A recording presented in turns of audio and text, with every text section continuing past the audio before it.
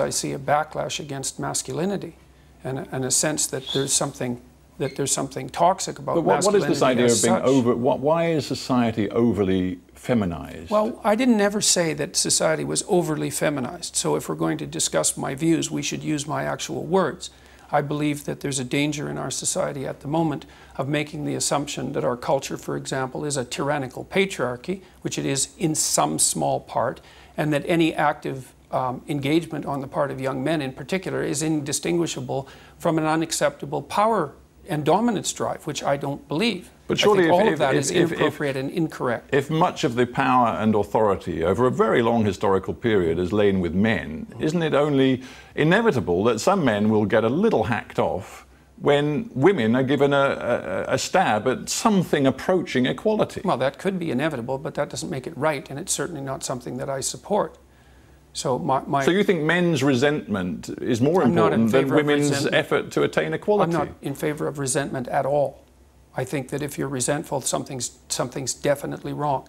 Either you need to grow the hell up and take stock of your life, or you have some things to say to people that you haven't been saying. You say science undoubtedly shows us that men and women have different traits, and there's a lot of science to back you up on that. But you say that because of that, men are hardwired to achieve success and to be successful in a way that women are not. No, not at all. I've never said anything like that. I've said that there are biological differences between men and women that express themselves in temperament and in occupational choice, and that any attempt to enforce equality of outcome is unwarranted and ill-advised as a consequence. And yet some of the most successful societies, judged on contentment indices or indeed material success, are those, for example, in Scandinavia. Where the temperamental differences between men and women are larger than they are in any other society. Well, so you point out that in Scandinavia many more women choose to be health workers than engineers, for example. It's not what I say, it's what the large-scale scientific investigation has revealed. Fair enough. But equally,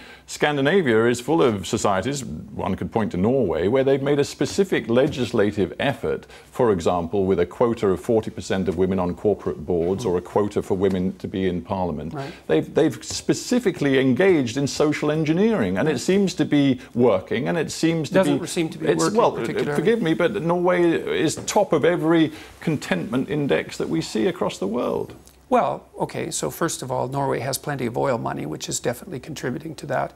And second, it depends on what you mean by working. There's no evidence, for example, that the legislation that was designed to increase the number of women on boards has produced any movement whatsoever in the number of women who hold managerial and administrative positions in Norway. The theory was that as societies became more egalitarian, that men and women would become more the same. But that isn't what's happened.